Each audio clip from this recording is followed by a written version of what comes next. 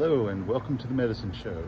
Today I'm going to be talking about one of the most popular herbs in the world. It's one that you've probably heard of, but if you described how it's used in modern terms to someone from a few generations ago, they probably wouldn't have really understood what you were talking about.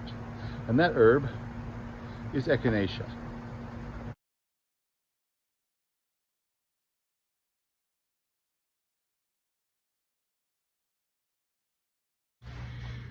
The genus name Echinacea comes from the Greek word echinos, meaning a hedgehog or sea urchin, and the acea part means like. So it is like a hedgehog because it has these prickles that form up the center of the disc, central part of the flower head.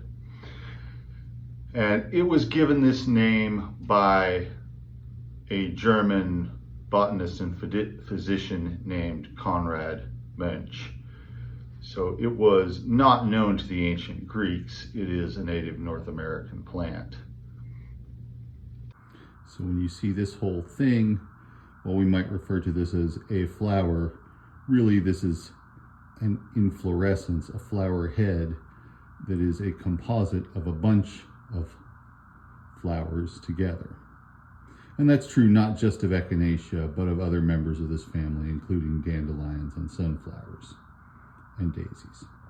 If we look more closely at the disc, you can see the pollen there. Each of these little spaces is a separate flower. These are called the disc flowers, and these are called the ray flowers. And taken together, they're a flower head. And these spiky structures are what is called a pappus. There are a number of different categories of substances in Echinacea that help to give it its medicinal properties. And so I'm going to talk briefly about a few of those categories of substances. First of all, we have phenolic compounds like echinacoside and chicoraic acid. These have two phenol groups, this and this, a ring with the OH attached to it. And phenolic compounds are a major category of substances in medicinal plants. They tend to have anti-inflammatory and antioxidant properties. Alkylamides are much more, I wouldn't say exactly unusual, but they're in a much more limited number of plants. And they essentially have this chemical structure here with something attached on one side and something attached on the other side. And that something can be an aromatic ring like this, or it can be an unsaturated fatty acid like this. These are what give Echinacea its tingly flavor, which is a very unique characteristic that Echinacea has. When you put it in your mouth, you can taste it, and it has a tingling flavor similar to Szechuan peppercorns and a few other things, but fairly unusual as far as the world of flavors goes. And these alkylamides also have immune modulating properties. They are somewhat anti-inflammatory, but they also do some regulating of the immune system. And they're responsible for some of the more unique characteristics of Echinacea medicinally.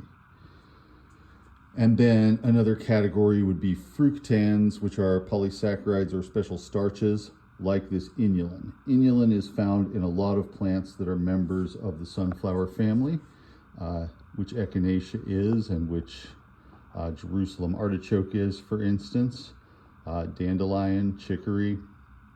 And what this consists of is a string of fructose units, and then a glucose at the end. So this is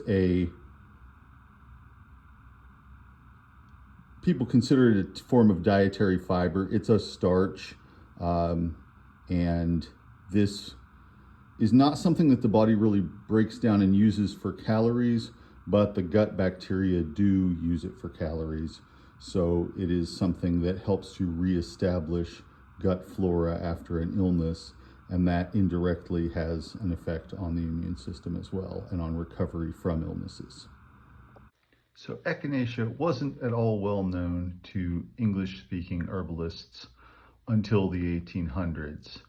And once it was, people started talking about it in ways that are pretty different than how people usually talk about its actions today. In this historical account from 1885, pharmacist John Uri Lloyd is describing how Echinacea angustifolia was introduced to himself and to his colleague John King by a Dr. Meyer of Pawnee City, Nebraska, who he describes as an illiterate empiricist, meaning that he was someone who worked based on experience but hadn't made a formal study of medicine. And in this scenario, they're describing Echinacea's actions in terms of purifying the blood. 80 years later, in this correspondence course from Dominion Herbal College, which was very influential in mid-century North American herbalism, they say, Echinacea is an alterative and antiseptic used largely in blood impurities, both internally and externally. So at that time, people weren't really talking about Echinacea as something that supported the immune system because there really wasn't the modern concept of the immune system as in a full set of things that go on in the body that help to protect the body against diseases. From the 1960s up until the present time, people have developed the concept of the immune system, and along with that, an understanding of Echinacea's mechanisms of action through stimulating the immune system. And today, Echinacea has been the subject of many, many clinical trials with all sorts of different results depending on the exact questions being asked and the exact products being used.